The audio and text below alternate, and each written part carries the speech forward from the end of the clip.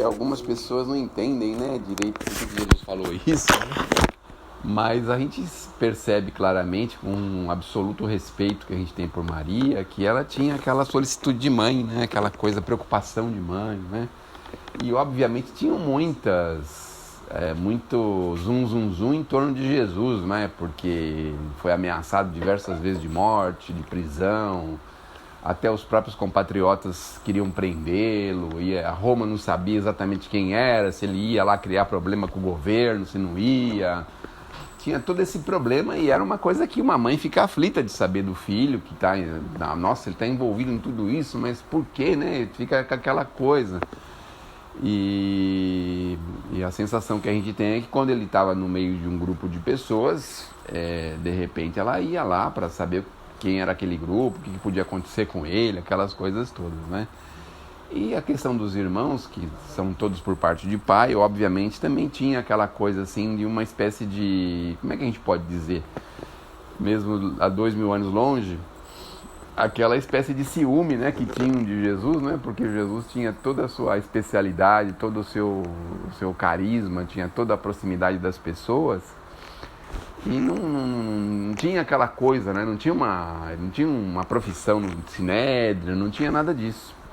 Então, obviamente, ele despertava ciúme em muita gente. Isso é uma coisa óbvia e notória, né? E esse episódio é interessante porque eles vão lá para falar, para ir atrás de Jesus. E Jesus deixa essa memorável lição para todos nós, que somos, quem somos nós, né? Que é uma reflexão que cada um precisa ter, não é? Hoje, com a doutrina espírita, todo mundo sabe que é filho de Deus, né? Todo mundo sabe que é, né? Mas existem os filhos que estão afastados e os que estão próximos. Eu acho que a ideia básica era essa, né? Então, quando você faz a vontade de Deus, você está mais próximo, né? Quando você está longe, você não faz a vontade de Deus. E uma associação que a gente faz com essa coisa aí horrível que está acontecendo é que lá, na verdade, eles estão tirando as pessoas, né? Que são os idosos, as mulheres, as crianças, né? E só ficam mesmo os filhos da pátria, né? Que são os homens, né? Que vão defender a pátria. Então, ali naquele momento, você pode perguntar, né? Quem é meu irmão, minha mãe, meu pai? São aqueles que podem defender a pátria. Então, os outros foram todos repatriados. Estão sendo repatriados, sendo retirados, não é? Mas é uma tristeza a gente ver isso, porque no fundo, a gente precisa pensar assim, quem é que está fazendo mais a vontade de Deus? Este ou aquele, né? Quem é que está mais próximo de Deus, né? Quem é que está mais próximo da boa inspiração, de um bom caminho, de uma boa direção? A gente fica sempre com essa dúvida, a gente que está aqui do lado de cá, que nunca vivemos esse conflito dessa forma, né? Que a gente fica muito em dúvida, né? com relação a isso. Mas a lição de Jesus é justamente essa, é que nós façamos todo o esforço possível para estar mais ligados e associados à vontade do Pai em nossa vida em função do mundo, né? Como sermos mais próximos a Deus, a ter essa melhor sintonia. E a gente tem visto ao longo dos anos aí, algumas pessoas despontam com essa sintonia maravilhosa, né, com a criação. E alguns são tidos até como profetas, né, como pessoas assim, né? Mas são pessoas que conseguiram essa proeza de ter essa ligação maior com a criação.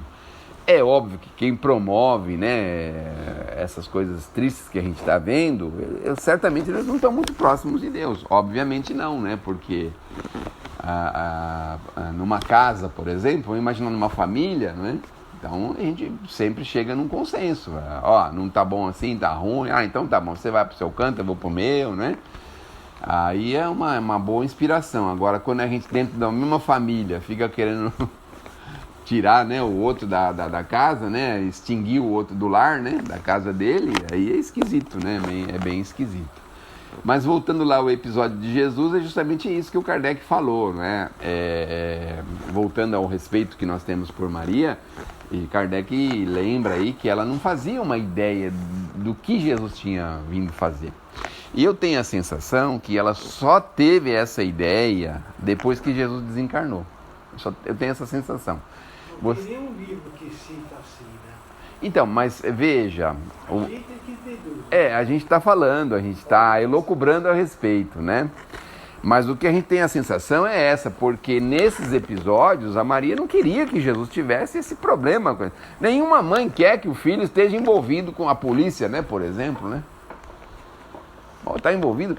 Tá, mas por que tá envolvido com a polícia? Aí no primeiro momento a gente pensa numa coisa errada que a pessoa está fazendo. Ele está fazendo coisa errada. Tá todo mundo querendo matar ele, prender, fazer tudo com ele. Pô, tem fazendo coisa errada. Né? A primeira coisa que vem na nossa cabeça é essa, não é? Mas ela não tinha uma noção muito clara. O Kardec explica isso claramente, aí a gente vai chegando a essa conclusão, porque no momento da cruz, vocês lembram aquela passagem que ele recomenda, né? João, eis aí, Maria, eis aí, não é? Veja só, neste momento para frente que João começou a dedicar toda a atenção a Maria, depois do desencarne de Jesus, é que ela começou, na nossa opinião, a ter uma noção clara do que é que Jesus estava fazendo aí, o que ele veio fazer.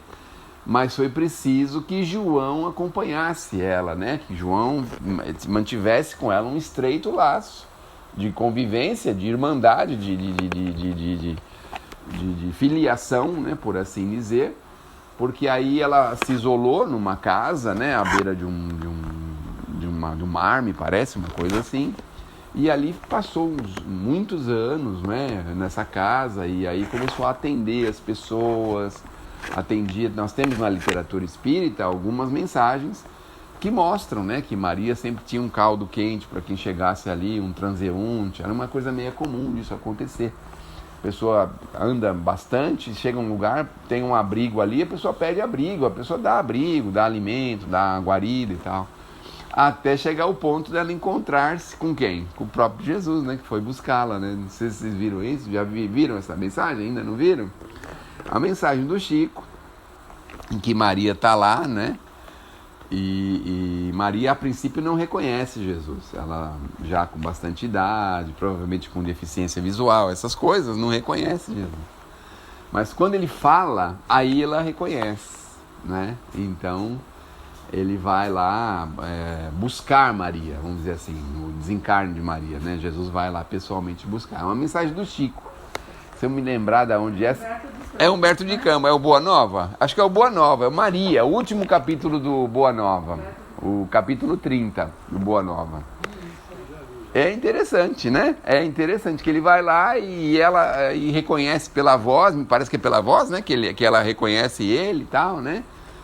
E depois tem aquele encontro, aquela coisa bonita que ele fala com ela e ela fala com ele e tal.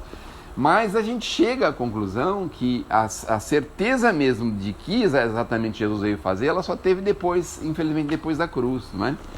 Porque aí ela pensou, puxa vida, e agora, né? Agora, aí eu acho que ela foi se aprofundar mais exatamente no que ele fazia, quais eram os seus preceitos. Nós temos uma passagem também lá no início da vida pública de Jesus, que é as bodas de Caná. Vocês lembram disso? Lá, a Maria pede para Jesus resolver o problema do vinho. Vocês lembram disso? Não é? Ela pede para Jesus, acabou o vinho aí da festa, tem que resolver. Porque ali ela já sabia que Jesus tinha alguma coisa especial. Por que ela vai pedir para Jesus resolver o problema do vinho? Aí ele fala, mulher, não me chegou a hora ainda. Não é isso que ele fala? Ele não fala isso? Mas para não desatender a mãe, talvez por conta disso, ele vai lá e cria o seu primeiro milagre, né? Que é a transformação da água em vinho. Mas é importante a gente saber, esse vinho, na verdade, era um suco de uva, né? Porque ainda hoje os judeus não podem beber o álcool, eles diluem o vinho em 10 proporções. Então ele fica praticamente um suco, né?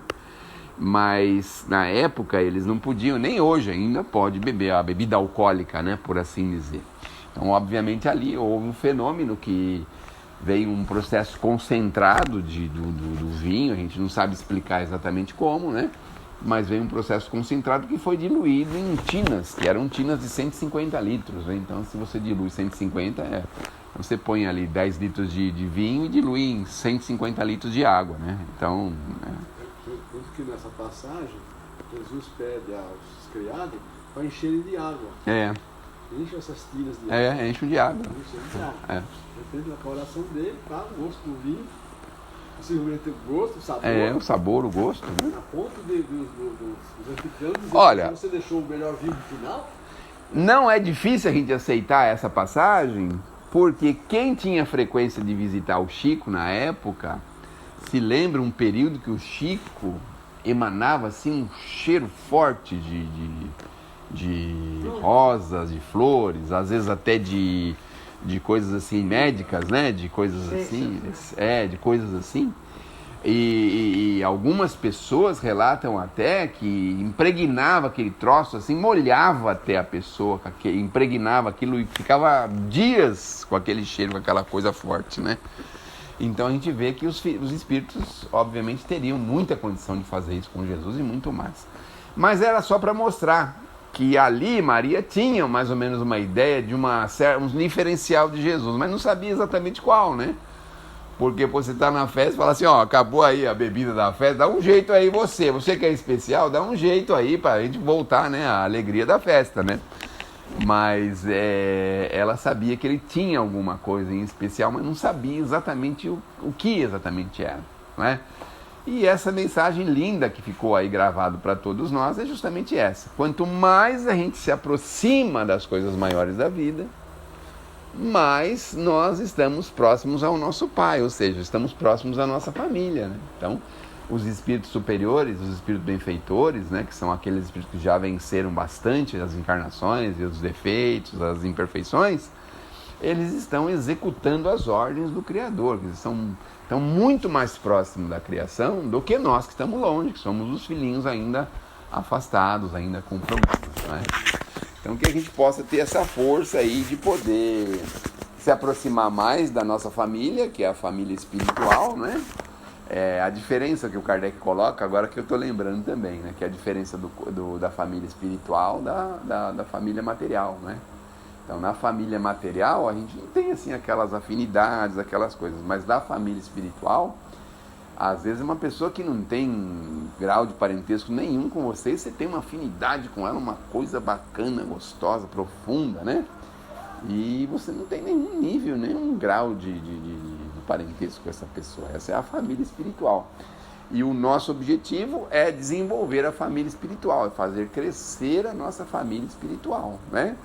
Então, quando Jesus profere a oração dominical, e ele lança para todos nós, para toda a eternidade, a ideia de que Pai Nosso, ou seja, é o Pai de todos nós. Então ele fala que todos nós, de uma forma ou de outra, temos um parentesco com a criação, com o Criador. Somos parentes uns dos outros. No fundo, nós somos irmãos, né?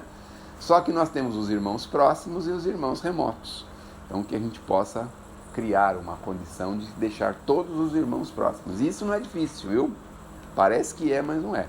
Se a gente aceitar a ideia de que o nosso semelhante é o nosso irmão, se a gente aceitar essa ideia, né, é difícil aceitar, porque ninguém quer ser irmão de uma pessoa que está num presídio, que está em algum...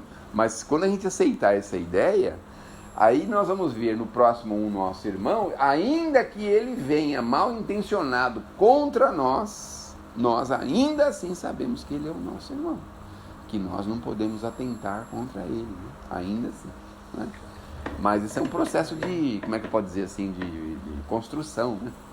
Porque aceitar que todo mundo é irmão é uma coisa difícil, né? Ainda tem muita confusão, muito problema aí para resolver ainda para isso, certo? Chega, né?